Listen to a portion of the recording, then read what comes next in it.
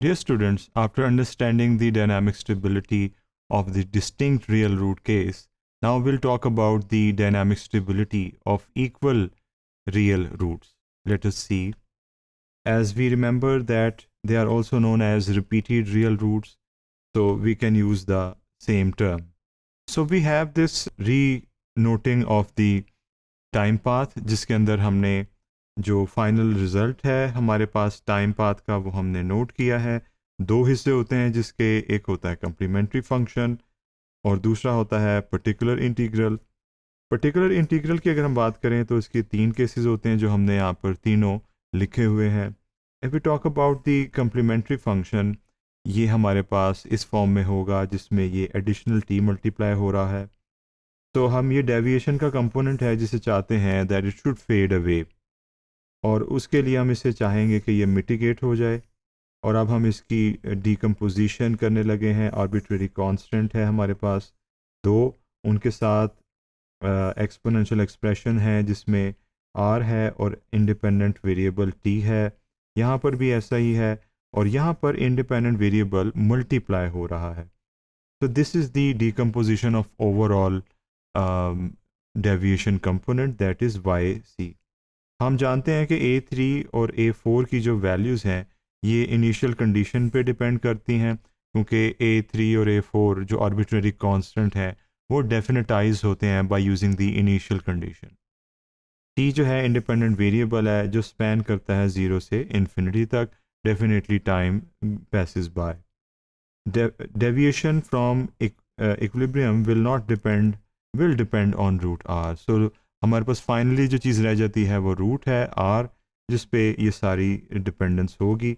ये है वो वैल्यू, और अगर ये नेगेटिव होगी तो एक्सपोनेंशियल डिके होगा इस एक्सपोनेंशियल एक्सप्रेशन में, और दोनों टर्म्स जो हैं वो कम होते होते they will move towards the value of zero.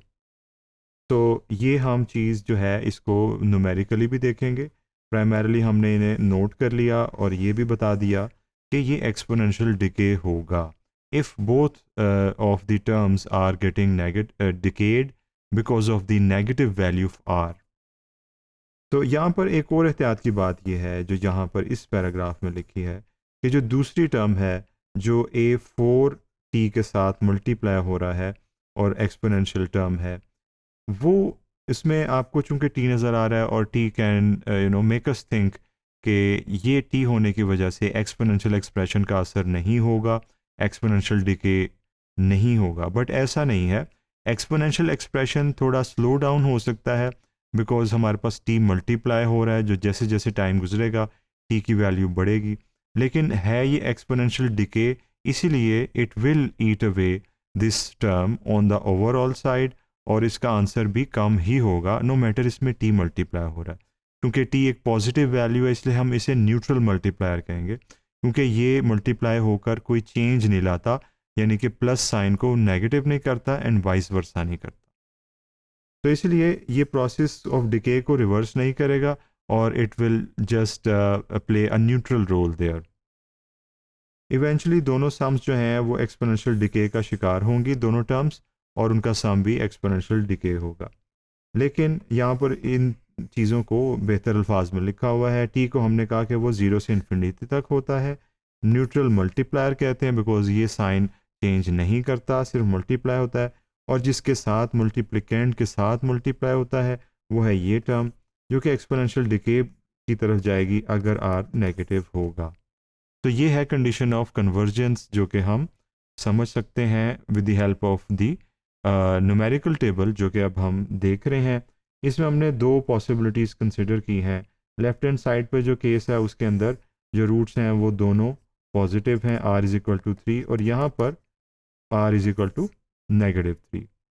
तो इसमें पहले हमने वाई सी को लिखा, यहाँ पर भी वाई सी को लिखा। वाई सी का पहला कंपोनेंट, वाई सी का दूसरा कंपोनेंट, अगेन दोनों पार्ट्स को हमने लिखा। जनरली स्पीकिंग ये था, स्पेसिफिकली यहाँ पर पहला पार्ट ये है और दूसरा पार्ट ये है। अब इसे हमने सॉल्व किया, ये आप देख सकते हैं, इसे सिंपली हमने वैल्यूज़ लगा के हल किया है। Both of the values they are on the rise, और जिसकी वजह से उन दोनों का सम जो है वो भी बढ़ता हुआ नज़र आ रहा है। इट मीन्स कि डेविएशन बढ़ रही है बिकॉज दोनों एक्सपोनेंशियल टर्म्स बढ़ रही हैं. अब इसका जो ऑपोजिट केस है जहाँ पर आर की वैल्यू प्लस के बजाय नेगेटिव होगी, दैट इज़ -3. तो उस केस में आप देख रहे हैं -3 इज़ हाईलाइटेड और जो इंडिविजुअल कंपोनेंट्स हैं दोनों कम होते नज़र आ रहे हैं, जिसे आप कैलकुलेटर से वेरीफाई भी कर सकते हैं. ज़ाहिर बात है उनका सम भी कम होगा, जो आप देख रहे हैं 2 से कम होते होते काफ़ी कम हो चुका है. Both exponential terms they decrease, finally the overall deviation that also decreases. तो पहले केस में इसलिए डाइवर्जेंस थी क्योंकि डेविएशन बढ़ रही थी, डायनामिकली अनस्टेबल केस था. इस केस में ऐसा नहीं है, इस केस में कन्वर्जेंस हो रही है, डायनामिकली स्टेबल केस है.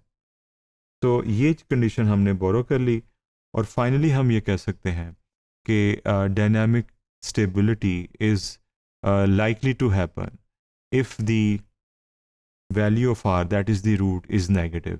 In case of the um, second order differential equation that has roots that are real, repeated in nature.